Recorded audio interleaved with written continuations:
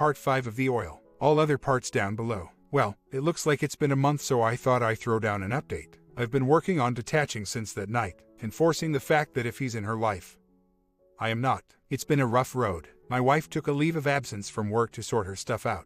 We've kept any contact and conversation to just about our son. We also have had a revamped schedule so that she gets more time with our son, and conversely less time to be around the OM. It's been hard to know about things because she lives on her own, but at this point there are only a day or two a week they can maybe be together. Of course, they can text, but she's been on the ball about not having me around with my son, because she knows what I'll do if it happens. That said, our son started preschool last week and we both wanted to be there. On his first day, we were the only husband-wife there. In fact, you still couldn't tell there is problems. Her birthday was the same day. I didn't give her anything, but I helped my son make something for her. And then last week happened. Thursday night, on the way to a friend's house to go out to dinner for her birthday, she got in a car accident. She was hit on the passenger side, and while there wasn't much damage, she seemed to have been affected. She claims not to have been on the phone at the time. Cell records confirm, and the intersection where she got hit has a notorious blind spot. Didn't see other car coming because of line of trucks on the street in the way. Anyway, she walked away unscathed physically, but emotionally she's been a wreck.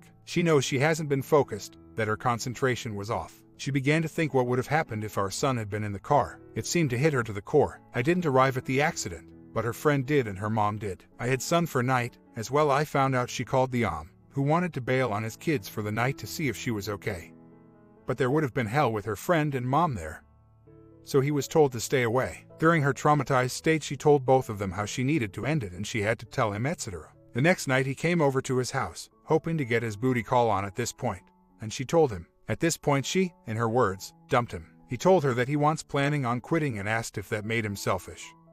To which she responded yes, that she's decided to focus on herself and her son, and she's going to ask for an additional month off to cope and avoid contact with him for now. I don't think she has a plan for when she's going to return. She doesn't totally want to do this either, but she realizes that it's what she needs to do, especially for her son. She also hasn't made any kind of commitment to return to the marriage. So, I have no say as to the normal things I would ask for, and that's the thing that kind of bugs me right now. She's apparently had some sort of epiphany, and is trying to break away from the affair, and currently going through the withdrawal phase. And she's doing it for her son's sake, but part of me is selfish. I wish she was doing it because the affair was wrong, and that she wanted to be with me. Part of me thinks that because she isn't doing this 100% of her own accord, that eventually there will be resentment and lingering feelings. And of course, I wish I was the reason. I mean, I'll take whatever it takes to end it, but my ego won't just let it go. Is it wrong to feel that way? If she's truly trying to end it, and she has a nice support system in place, what should I do to help her with the withdrawal symptoms? I've already done what I can to show her what kind of guy I am and what kind of marriage she can come back to, yet been distancing myself for my sake. Or should I just leave her alone? I know where her focus is, and when I went to pick my son up for a haircut, she started crying because she was sad but trying to fight through it. Nothing worse than watching your wife cry over another man. The past few days have been a struggle for her, but she's trying to stick to her guns. I don't know exactly how she's doing. I also want to add that she finally admitted to her aunt that she hasn't been following the advice that her therapist has been giving her. But now hopefully that will start to change. As I detach, I find that I may want to make new friends who happen to be attractive and of the opposite gender. At the same time, my wife has made comments about the changes I've made physically, both in terms of working out and wardrobe. Though I take her compliments with a grain of salt. After all, she finds the OM attractive, and he's a piece of crap. So, I question her tastes. At the end of the day, making friends of the opposite gender would defiantly raise my value in her eyes. Women are funny creatures that way. Now if I only had time. And as I anticipated, her breakup with him didn't last long. On Tuesday she told me he texted her asking to come over. She said she told him, "Did you forget what we talked about the other day?" But by Wednesday she was back to the same old speech, doing what everybody else wants and her being miserable. Funny, but I thought she was doing it for her son. We got into another long lengthy discussion about how she doesn't even call him her boyfriend or have a name for the relationship.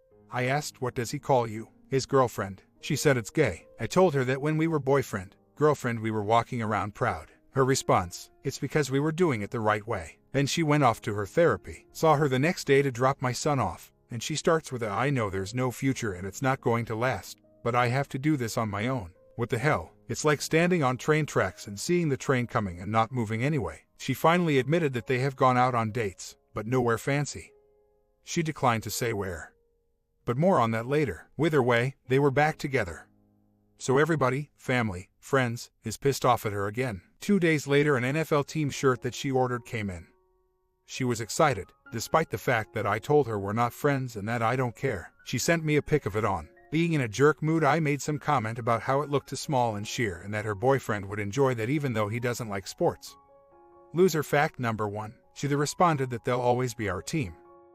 2 days later, we were supposed to go to the zoo on Sun, but instead I made it a father-son trip. She lost her SHD because she really wanted to go. She was firing off on all cylinders, name-calling, blaming, but she started off with her usual line. If you thought we were going to get back together, then this was the latest deal breaker. She said it 3 times previous for other things. And then she went there. I'm going to get my own lawyer. I'm filing for divorce. At that point I just said fine. Go ahead, I give up. I'm over this. My therapist has said that I need to work on myself and regain who I am, and that's what I'm doing. She was taken aback and had no response. I told her to go ahead and file. It doesn't make a difference to me anymore. I'm tired of dealing with this crap, and I'm not going to tolerate it. Get a lawyer and file and we'll work it all out and go our separate ways. I then didn't hear from her for the rest of the afternoon. I dropped him off that night and we didn't say much to each other than an update about our son and his day. Her girlfriend was over there at the time just keeping her company. She left the same time I did. I was going over to her girlfriend's house the next day to watch football with her husband.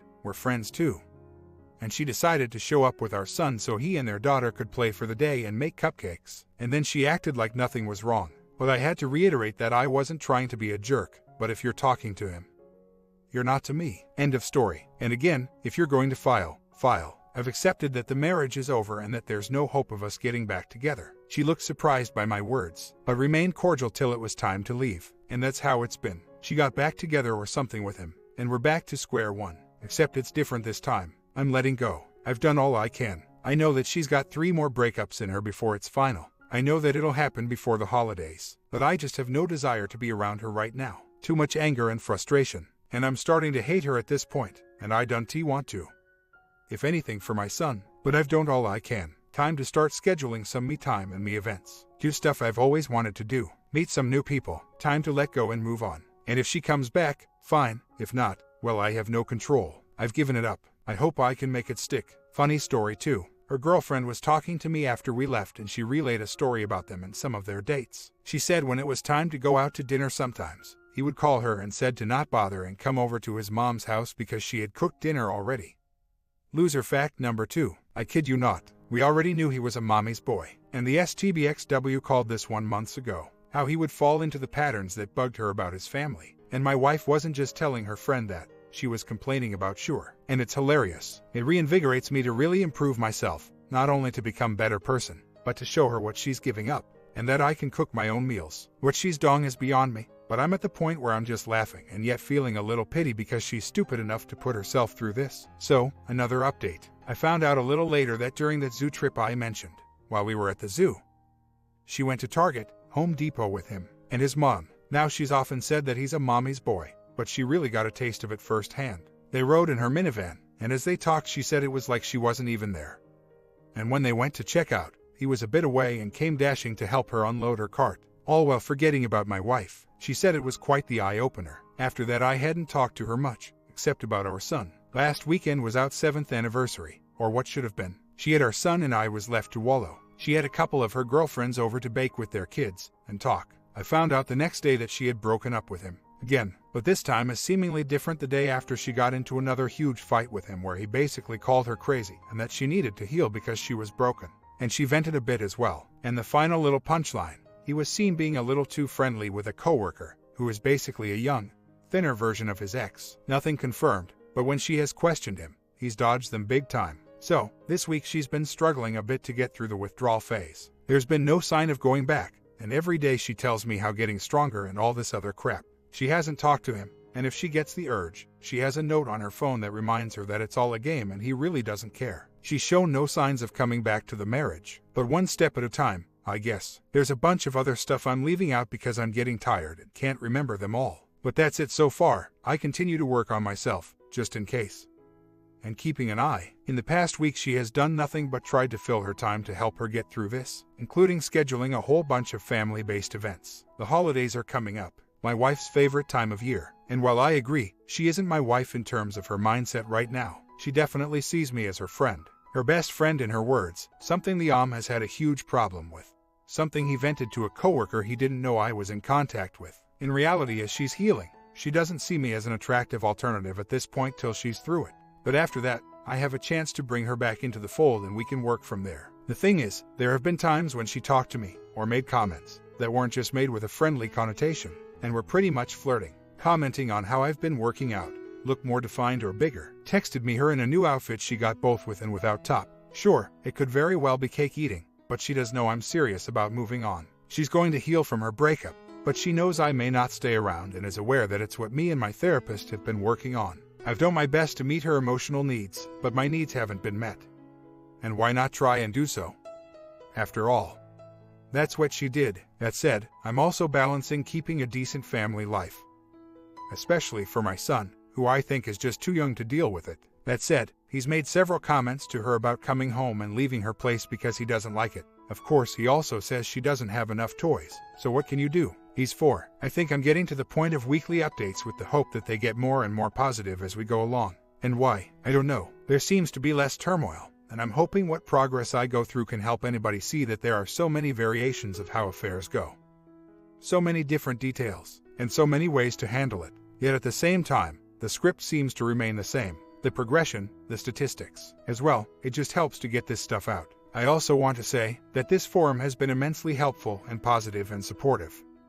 Unlike others that I have visited, thank you to the members, the links, and the patients. Here we go. It seems that she has done a fairly good job at trying to distance herself from the OM for the record.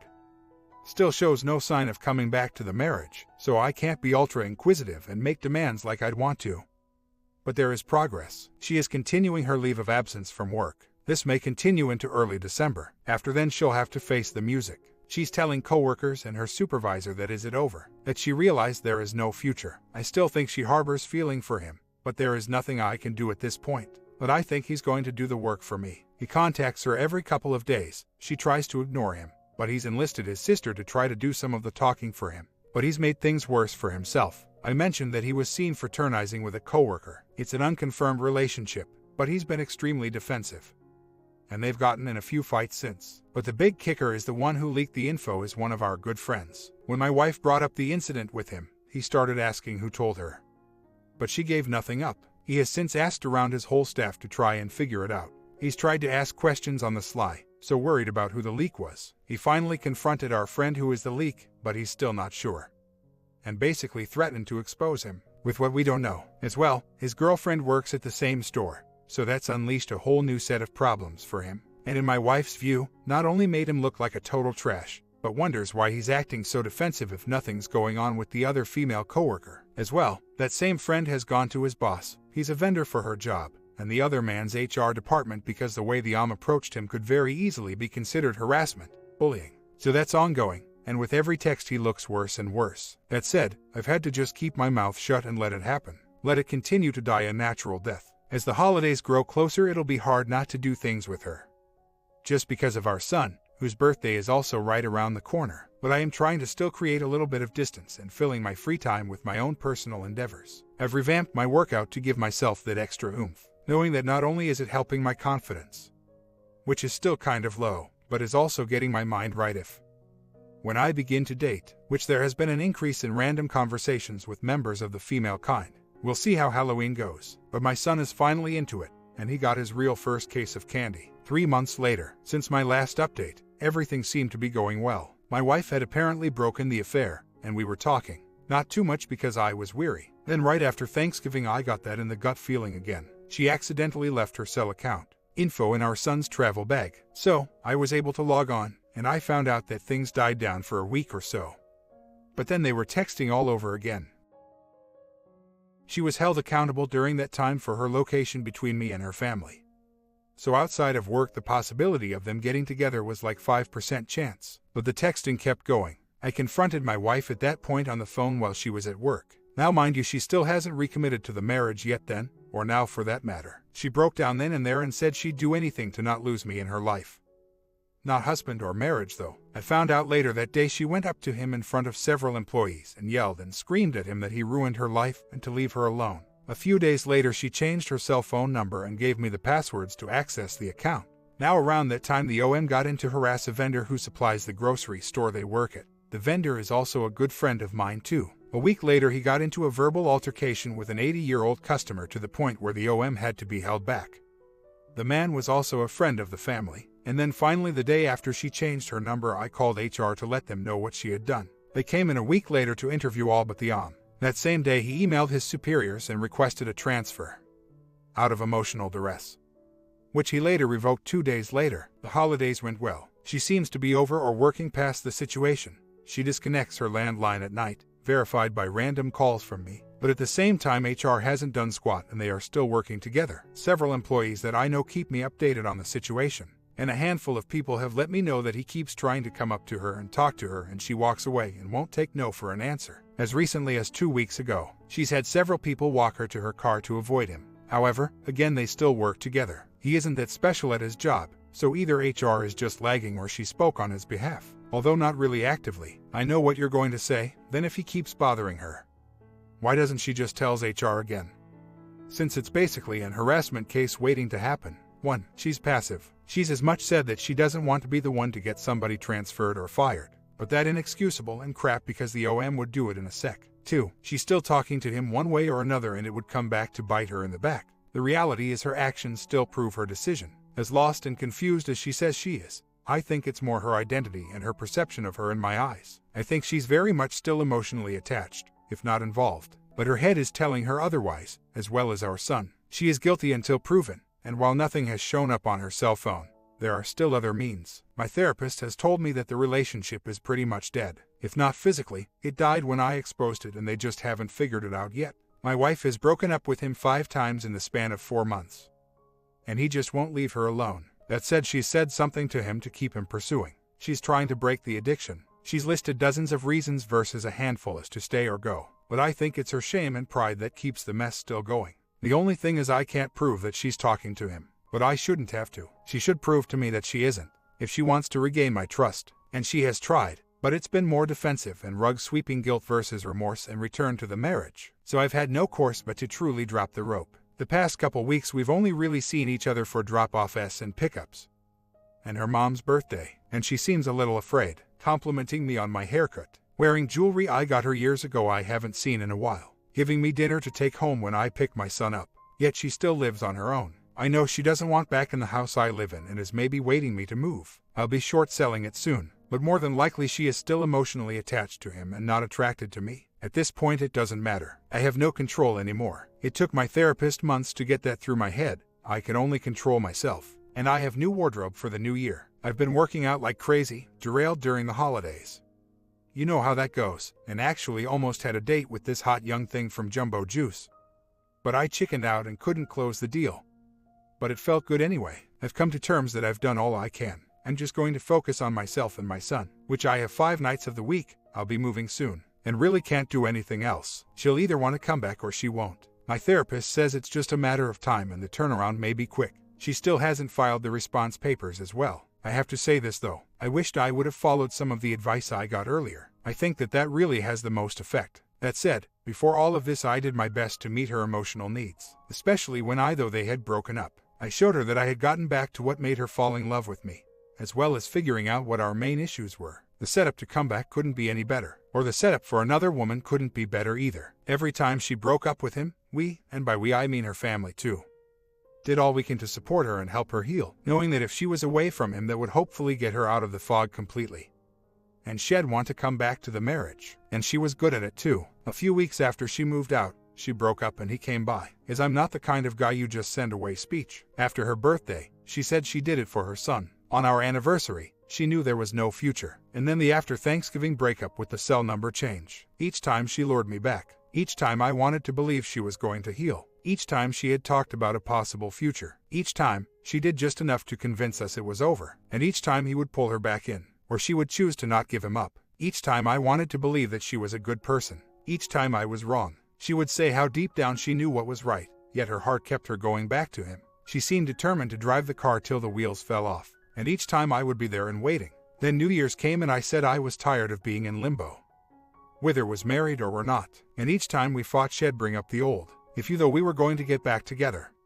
Now this changes it. I can't tell you how many times I heard that. Like I said, she hasn't even filed her response papers yet. I'm not living in limbo. The way I look at it is I'm a free agent. I go to the highest bidder. I've got plenty on my plate for the new year, thinking of going back to school too. So, the relationship is the least of my worries. I can't work on it by myself. So yes, I've said this before, I was fooled, much like a bunch of has-been, because we all want to believe. The only thing I believe now is that my wife isn't a special little snowflake. She just like everybody else. Here's the thing though, every time, pretty much, she broke up with him of her own accord, save the last time. She did it, on her own. I didn't threaten her. I didn't encourage her. The only thing I said to her those times was, if he's in your life, I'm not. It was only the last time when she did something to distance herself from him. But as I've learned, it's like any other addiction. You need a bigger high each time because you've grown accustomed to it.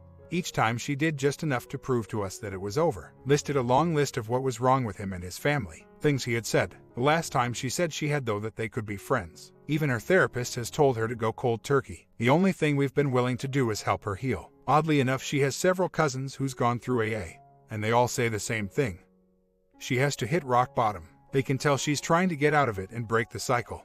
They've been there before, just with alcohol. As of the last 2 weeks, I've been trying to introduce those consequences. Our son has. In his own way as well. She took a leave of absence for 3 months, for what we thought was to get away and heal as well. We were all lied to. At the same time, she bonded with our son pretty good. However, the past month it's all been erased. He's a smart little 4-year-old and me and him have become so much closer. It's like he's chosen me, and she knows it, and that's breaking her heart. She's tried to stay the night to hang out with him and me, to no avail. She's tried to have me come over and fix stuff, to no avail. I'm just not there anymore, and my son is withdrawing from her too. Part of me hopes they both get transferred. Heck, I kind of wish Shed would lose her job. Shed blame me, but we all know the truth. The one thing about contacting HR again is this. I don't know if she hasn't contacted HR on his behalf or at bare minimum asked him, ought to be transferred or told them that she doesn't want it to be the one who gets him transferred or fired. As well they know we're separated. How can I act on her behalf to get that done? I don't want to go in bluffing. I'm assuming that they're just waiting for one more complaint from her specifically, since they know about the changed number.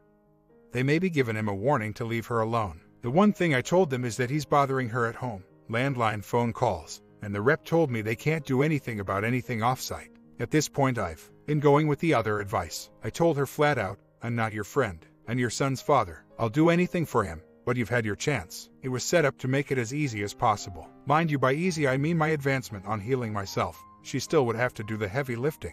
I let her know that she had her chance, and have cut things down to bare minimum. My therapist also suggested 2 things. Look my best every time I see her, and expect her to react angrily but take nothing less than her total submission. If not, it's not true remorse. That will be the key. But really, I'm not even looking for that now. If she comes back, great, but it is time to get out there, even if it's only casually. Days later, well, I was at her house visiting my son. She called on the way back from her therapy, and after I got off the phone with her, I checked her caller ID. Sure enough, he has called her several times last week. I confronted her and she admitted to talking to him. I basically told her she ducked herself. HR was on her side. She could have gotten rid of him with a word. But since he calls from his cell, he has records and can dispel anything she says. He's made himself invincible. So, she'll have to deal. She had the audacity to tell me that when she's done, she'll have no prob working there with him. She told me that she's no longer in love with him. She knows it's going to end soon and that her last 2 sessions have been really good. I laughed because if she knew it wasn't going to last, then just end it now.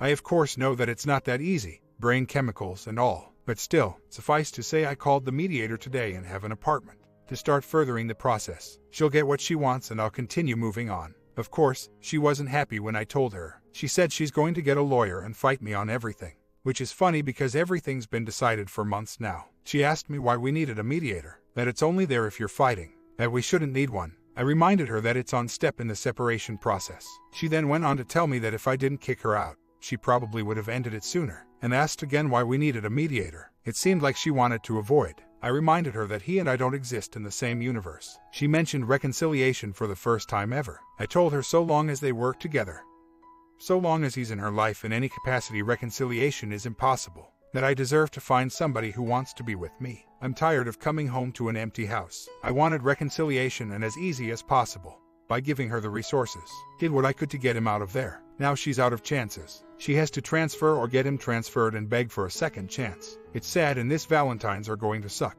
But hey, not my fault. A month later, been busy. Let's see, she canceled mediation. Her excuse, she wanted her own representation, which to date she still doesn't have. and still hasn't completely filed. Everything I hear from her is mostly a repeat of things she's been saying. How she's seeing more and more from him and her feelings are changing. Blah blah blah. I've been slowly creating more and more space. I try not to go over to her place too early to pick my son up or on her days. She's tried to spend the night on several occasions. Yet I've said no. Lots of little changes that may or may not be getting to her. As well, I've contacted a real estate agent to sell the house. I can't afford it on my own, and quite frankly am planning on moving back to our hometown where she already lives to send our kid to school there. As well, I've started apartment hunting. She says she wants to help me pack and find a place and such. She sent me links to places that, while in the parameters of what I'm looking for, 2-bedroom, 1-bath. The ones she sent are over my budget by a couple hundred. No prob if I had a roommate, but by myself a little tight. As sad as it is, I'm also kind of excited to get my own place, a man's place. At the same time, her lease is up soon,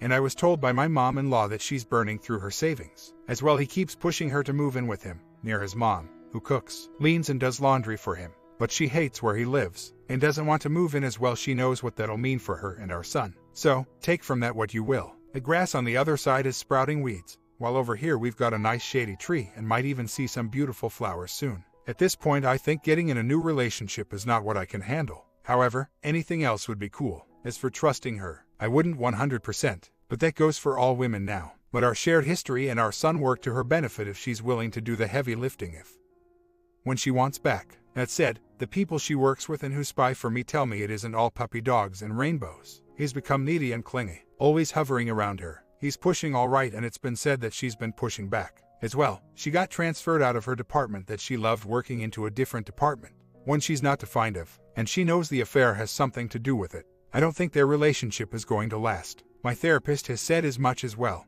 as all supported info. Oh, one more thing I forgot. His soon-to-be ex told me about this thing B has called epididymitis. Oddly enough, she didn't know he had it. She confronted him, and boy did he not like it. Not to mention there was only one source. So, he ended up texting his ex, who forwarded the text to me. It said, "Please drop off kids at scheduled time, and please don't share my medical history with me. My case of epididymitis is my concern." Even though it isn't. My wife found out about that text. The kicker is he told her that he laid into his ex and put her in her place, that he handled it. The reality is the text was the only communication they had. So, she called him out on the text, the lie and the sharing of info. The ex got another text that said, "You shared the text with me." What's the point? He's become extremely cold to his ex, where he was trying to warm up to her a month ago. I know it doesn't mean much, but now I'm in that guy's head, and that feels good. From what I gather, he's hardly been able to keep her in a cage. From what I understand, he was used to calm fights with his ex. She would just walk away when it got to a point. My wife is quite the opposite. She's all spitfire and cursing and screaming. He can't handle her like I used to. I heard a voicemail he left once months ago after one of her lambasting. He sounded like a whiny little bee, seriously. He was pandering and trying some passive-aggressive manipulation stuff. Really weak stuff. Or as my wife said, he acts like a baby. So different than I was. I might get a little beta after the birth of our son, but I was never that bad. My comment: final ending of OP's adventure coming to an end, early in the morning tomorrow. You think OP finally moves on, or he carries on waiting around for her? Comment down and we will find out in the final ending.